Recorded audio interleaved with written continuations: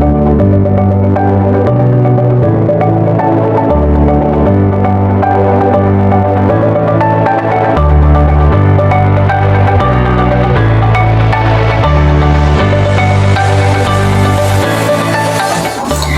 everyone, I am Kinara Asukan and together with my group mates and so we are from group 9 and our topic is all about the solar tower system and the solar fuels. So we are a student that is currently learning about modern and sustainable energy system. So as the world continues to face challenges related to climate change, high energy demand, and the need for cleaner power sources, it becomes more important for us to understand how renewable technologies work. And one of these technologies is the solar tower system, which is I am going to discuss. So what makes the solar tower system unique?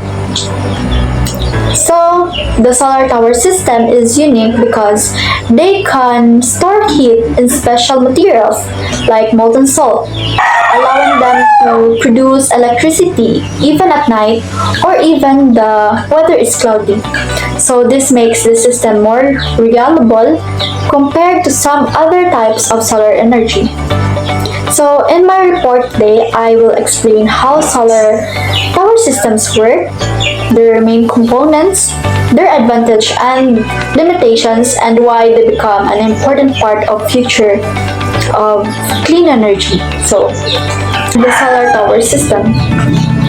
So, our learning objectives is to define what our solar tower system is, identify the main parts of a solar tower system, explain how the solar tower system produces electricity, and to appreciate the importance of solar energy as a clean and renewable resource. So, what are the solar tower system? So, a solar tower system is a renewable power source offering the important feature of cost-effective storage for daily load cycles. So, such systems enable load shifting. For example, the collection of the solar energy and the production of electricity can be fully decoupled. With all the characteristics of a conventional thermal power plant, additional services for grid stability are provided. For example, spinning reserve. So including an additional burner system makes the solar tower plant fully dispatchable, thus avoiding backup capacity in the grid. However, solar tower systems are relatively new technology at commercial scale and are the beginning of the learning curve. So, therefore, the cost of such systems is currently relatively high. With further technological development and deployment of additional plants, costs are expected to come down and for performance to be improved. Provided that this future cost reduction can be achieved, solar tower systems can be an important part of renewable energy systems in sunny countries or places.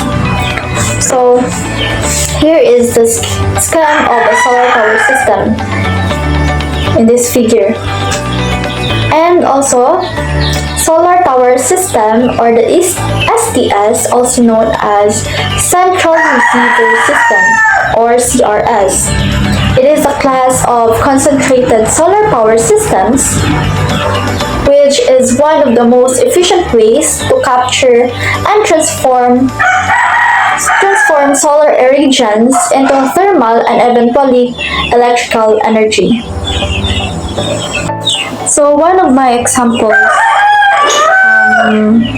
about this is a solar plant here in our barangay. So the Gohoy Solar Plant, and it is located between the Barangay San Vicente and Barangay Santa Cruz in the Gohoy. So the Gohoy Solar Plant is Adagoy Solar Power Project that is developed by Petrogreen Energy Corporation. So, it is the first large solar power facility in the province, making it an important project for Bohol's energy supply. So the solar farm has a capacity of about 27 megawatts and it uses more than 40,000 solar panels spread across 22 hectares of land. So with this size, that plant can produce around 41,000 megawatts per hours of electricity each year. So this amount of energy is enough to power more than 15,000 households in Bohol. So the project helps the province reduce its dependence on power coming from outside Bohol. It also supports the shift to clean and renewable energy, which means less pollution and a lower carbon footprint. So, aside from supplying electricity, the project also provides jobs for locals here in our barangay or here in Daguhoy. So, mostly, mga trabahante is mga taga Daguhoy ra pod. So, nakahelp po siya sa aside sa nakahelp siya for renewable energy, so nakahelp po siya sa mga tao, sa mga locals diri nga tagaan sila trabaho nga kanang dollar po. So mopoy kuan niya usa ka useful po siya o helpful. So the community supports programs to nearby barangays. So the Daguhoy Petrogreen Solar Project is a major step toward a cleaner, more reliable, and more sustainable energy future for Bohol. So even though dili siya kanang solar tower system, but it is also solar, di ba? Then katupod is composed by solar panels. So daghan siya nga panels para siya nagbanig. So makita niyo sa picture nga na siya forma. Nga na po siya kadaka. So mara to akong example. So let's proceed to the main parts of the solar tower system. So the solar tower plant consists of the following main components: the heliostat and receiver tower. Thermal storage is optional, pero components gapon siya. And lastly, the power block. So, what is the heliostat? The heliostat field concentrates the direct solar radiation onto the receiver. It is composed of a large number of so-called heliostats. Each heliostat is struck in two axes to reflect the solar radiation to the receiver. So heliostats are built from one or multiple mirrors, facets, usually with back silvered low iron glass or reflector material. So the mirror facets can be slightly curved to achieve higher concentration.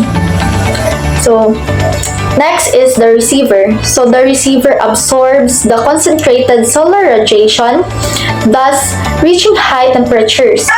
It transfers the heat to HTM in current commercial solar tower systems, water, steam, or molten salt, and used to as HTF, allowing temperatures more than 550 degrees Celsius. So most receivers use metallic tubes, irradiated from the outside with the HTF passing through the tube. So, moto ang receiver.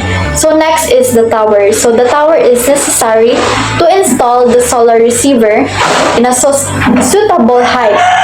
The thermal storage decouples the collection of the solar energy from the production of electricity. In current solar tower plants, mainly sensible heat storage systems are applied. So, next is the thermal storage.